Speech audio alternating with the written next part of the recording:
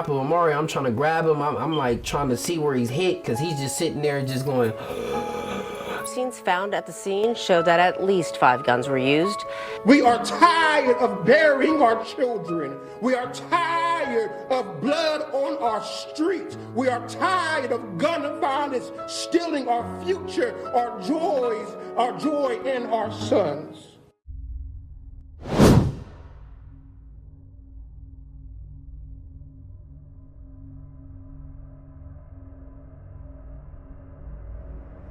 Her second RP is advising her son with 508 aid. He's going to be bleeding. Is there others with injuries as well? Advise her son's not breathing. We'll stage medics. A 15-year-old Jay. Stockton, California, a city shaped by water and labor, built along the San Joaquin River, once known as a getaway to opportunity during the gold rush, later transformed into an agricultural powerhouse that fed much of the country. For decades, Stockton attracted families looking for work, stability, and a chance at something better. But history also brought hardship, economic decline, disinvestment, poverty concentrated into neighborhoods that were left behind. By the late 20th and early 21st century, Stockton had become a city struggling with violent crime, particularly gun violence, tied to street gangs and cycles of retaliation. There were years when Stockton ranked among the most violent cities per capita in the United States. Homicides surged. Firearms became common instruments of conflict. Law enforcement responded with gang injunction, gun buyback programs, federal partnerships, and focused deterrence strategy. At times, violence declined. At times, it returned. Stockton learned how to live with sirens, but even in a city familiar with loss, there are lines that should never be crossed. And one of those lines was crossed on a night meant for a child. November 29, 2025, a Saturday evening. At Monkey Space, a banquet hall on Lucille Avenue, North Thornton Road, families gathered for a birthday party. The celebration was for a 2-year-old child. More than 80 people were inside. Some reports say closer to 100. Children ran between tables. Adults talked, laughed, filmed videos, and took pictures. This was not a nightclub, not a street corner, not a place associated with violence. It was a rented hall, a private family gathering, a space meant for joy. Inside were parents, grandparents, teenagers, children still learning how to speak in full sentences. Nothing about the setting suggested danger. To understand what happened next, the context matters. Stockton has long struggled with gang presence. Multiple gangs operate throughout the city. Conflicts often stem from personal disputes, neighborhood rivalry, and cycles of retaliation. Law enforcement has stated repeatedly that violence in Stockton is often targeted, not random. But when firearms are involved, innocent people are frequently caught in the middle. Children, unfortunately, have not been spared historically, but rarely, if ever, has Stockton seen violence at this scale at a children's event. This mattered because what happened next didn't occur in isolation. It happened inside a city already carrying too much grief. Witnesses later described confusion first, raised voices, movement near the entrance, then gunfire. Not a single shot, not a warning, a barrage.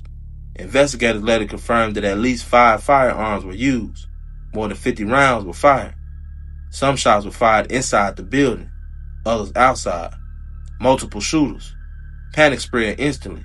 Adults ran.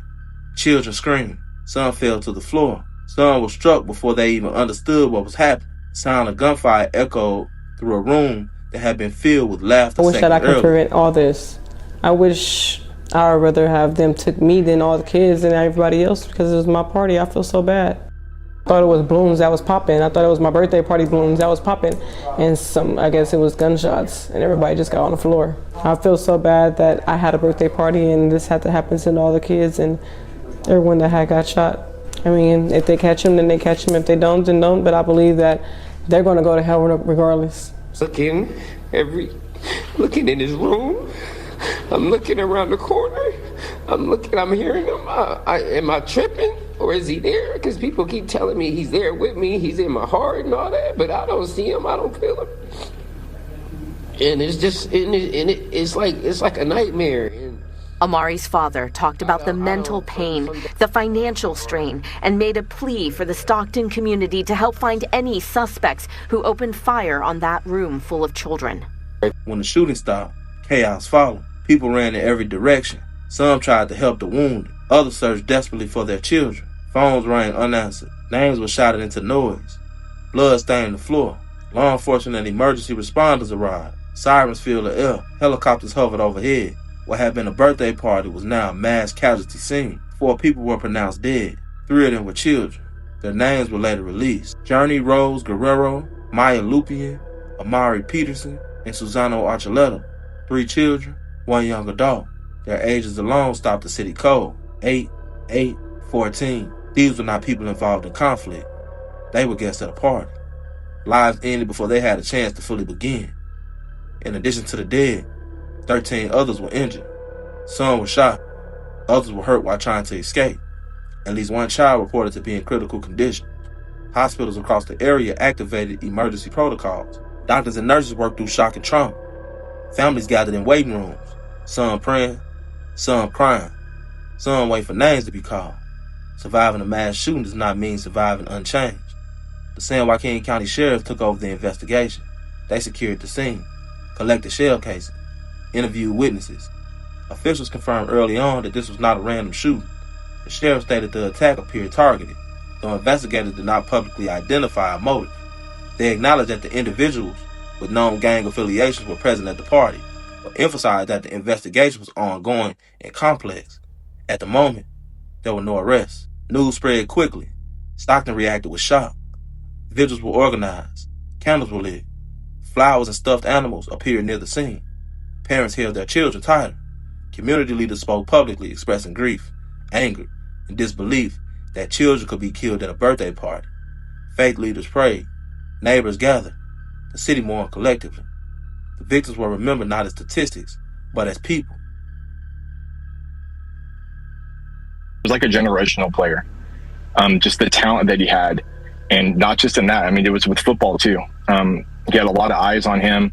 But his coach says it wasn't his handle or his jumper that impressed him the most. It was his heart. He wanted to be that kid that his dad, could be proud of. And it's hard, man, because it's senseless. He had the whole world. And it just ripped from him. This horrible tragedy has left so many families heartbroken, from fathers and brothers to teammates and coaches.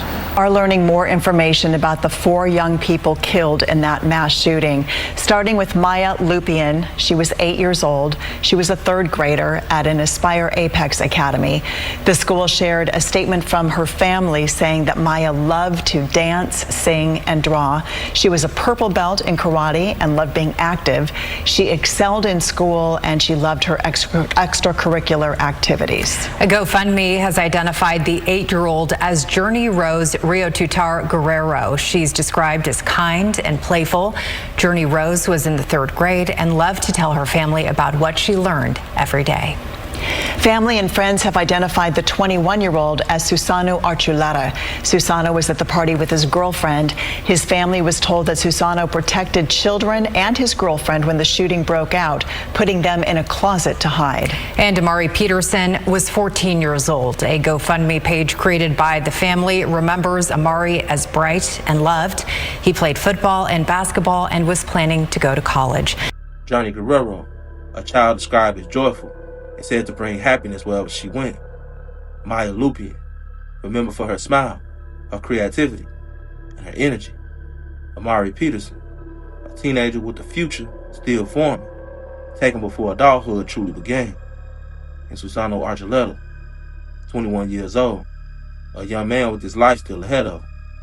Their families were left with memories instead of futures. In the days following the shooting, questions remain. Who fired first? Why was violence brought into a children's space? How did multiple guns make it into a birthday party? Authorities asked the public for help, for video, for tips. They acknowledged the complexity of the case and the difficulty of separating truth from fear. At the time of reporting, the investigation was ongoing. Stockton has known violence before, but a birthday party is sacred ground. It is meant to mark growth, not loss. That night left a scar on the city, one that cannot be measured in crime statistics. 4 lives were taken, 3 of them children. Candles meant for a celebration were replaced with candles of mourning. And Stockton remembers, not just the gunfire, but the silence that followed. And I think that what we can learn from the Stockton massacre is this. What happened in Stockton was not an accident. It was the result of choices layered on top of a city already carrying the weight of violence. For decades, Stockton has struggled with gun crime and gang presence. Law enforcement has said repeatedly that much of the city's violence is targeted, but when guns are involved, targets blur. This shooting proved that truth in the most painful way. A private party, a room full of families, children present, multiple firearms, multiple shooters, more than 50 rounds fired. That alone tells us something important. Violence does not stay where it starts. When guns are brought into spaces meant for families, there is no control over who gets hurt. Children do not get spared. Celebrations do not get pauses. Bullets do not respect innocence. This tragedy also shows the cost of unresolved conflict. Authorities stated the shooting appeared targeted, yet the people who died were not the intended targets. That is the reality of gun violence. That is the reality of gun violence. The intended target often survives, while the unintended pay the price. We also learn how quickly normal life can disappear. One moment, people were celebrating a 2-year-old's life. The next, families were identifying loved ones. No warning, no preparation. And finally, we learn that the statistics never tell the full story. 4 dead, 13 injured. Those numbers cannot explain empty bedrooms, unfinished childhood, or birthdays that would never be celebrated the same way again. They cannot measure grief. Stockton did not just lose 4 people that night. It lost a sense of safety inside spaces meant for love. And that loss stays long after the sirens fade. This has been another episode of Wicked Streets of America. It's your boy, SN TV. I'm out.